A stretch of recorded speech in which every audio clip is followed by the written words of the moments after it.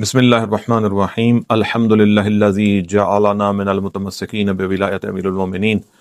عزیزان گرامی قدر، خدا کے نزدیک سب سے بڑی عید جس کا نام ہے عید غدیر، آپ تمام محبین آل محمد اور شیعان حیدر کرار کو مبارک ہو۔ اور اس مبارک کا اظہار سب سے پہلے ہم امام زمانہ کی بارگاہ میں کرتے ہیں۔ خدا اس دن کی برکت کے صدقے میں خدا وقت کے امام کا جز ظہور فرمائے۔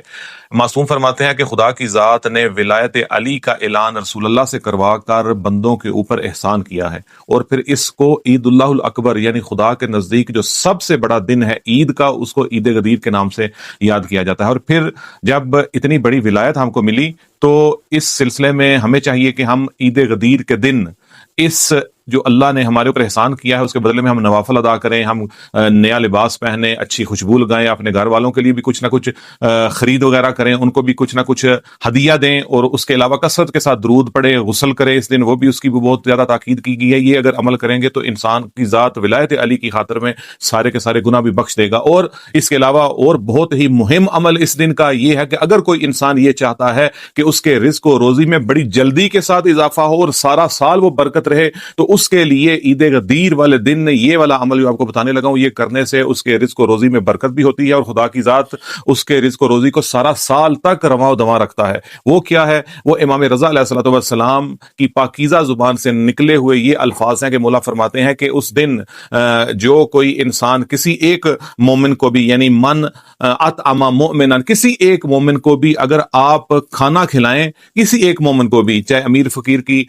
کوئی اس میں قید نہیں، کسی ایک مومن کو بھی کھانا کھلائیں تو کانا کمن اطعم جمیع الانبیاء والصدیقین، اگر کسی نے ایک مومن کو کھانا کھلایا تو وہ ایسا ہی ہے کہ جیسے اس نے تمام انبیاء کو، تمام صدیقین کو کھانا کھلا دیا۔ دیکھیے کسی ایک جلسے کو بھی منعقد کریں تو زیادہ سے زیادہ کتنے لوگ آ جاتے ہیں، 1,24,000 بندے کو اس طرح ایک ہی وقت میں اکٹھا کرنا ایک تو انسان کے بس کی بات ہی نہیں، اور پھر اگر کرے بھی تو کتنے سال لگ جائیں گے۔ لیکن عید غدیر کے دن مولا علی کی ولایت کی خاطر، خشنودی خدا کی خاطر اگر آپ کسی ایک مومن کو بھی کھانا کھلا دیں تو وہ کھانا کھلانا ایسا ہی ہے کہ جیسے آپ نے تمام انبیاء کو کھانا کھلا دیا، جیسے آپ نے تمام صدیقین کو کھانا کھلا دیا۔ اور صدیقین میں سب سے بڑا صدیق، صدیق اکبر خود مولا علی کی ذات ہے، اور صدیقۃ الکبریٰ حضرت فاطمہ زہرا سلام اللہ علیہا کی ذات گرامی ہے۔ تو آپ نے سارے صدیقین کو کھانا کھلا دیا۔ اس کھانا کھلانے ایک کھانا، اور بعض احادیث میں یہاں تک کہ اگر کسی کو ایک کھجور بھی آپ نے کھلا دی عید غدیر کے دن کھانے کے طور پر، مولا علی کی ولایت کی خاطر، خوشنودی خدا کی خاطر، فرمان رسول خدا کو ان کی پیروی کرتے ہوئے، تو خدا کی ذات اس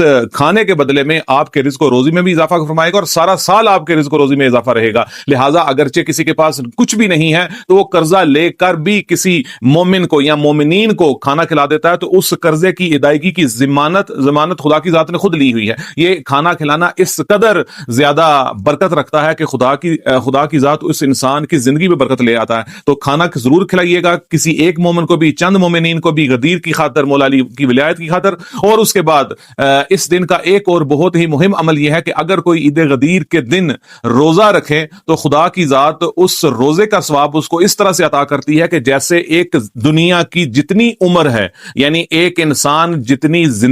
دنیا کی زندگی کی عمر کی مقدار ہے اس کے مطابق روزہ رکھتا رہے، تو عید غدیر کے دن کا ایک روزہ رکھنا دنیا کی زندگی کے برابر روزہ رکھنے کا ثواب ہے۔ اور پھر ایک اور روایت میں فرمایا کہ اس دن کا روزہ رکھنا 60 سالوں کے کفارے جتنا اس کو خدا کی ذات ثواب اور اجر عطا کرے گی۔ تو جتنا ممکن ہو سکے کوشش کریں کہ عید غدیر کو منائیں، عید غدیر کے دن مومنین کو کھانا دیں۔ عید غدیر کے دن اگر کسی نے مستحبی روزہ رکھنا اور کھانا، یہ دونوں چیزیں ایک جگہ پہ مل بھی سکتی ہیں، کیونکہ اگر مستحبی روزہ رکھا ہوا ہے آپ نے، تو کوئی مومن آپ کو دعوت دیتا ہے، وہ چاہے دوپہر کے ٹائم ہو، 10-11 بجے صبح کے ٹائم ہو، یعنی افطار سے پہلے اگر مستحبی روزہ ہے تو وہ مستحبی روزہ اگر آپ نے اس کی دعوت پر کھول لیا تو اس روزے کا ثواب بھی 20 برابر اور زیادہ اوپر ہو جائے گا۔ واجب روزہ تو اگر کسی نے رکھا ہوا ہے تو وہ تو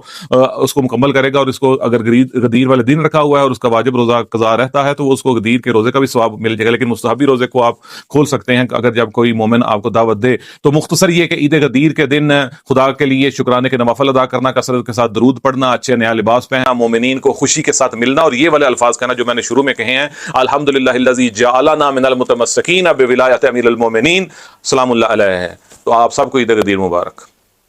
اللهم صل على محمد وآل محمد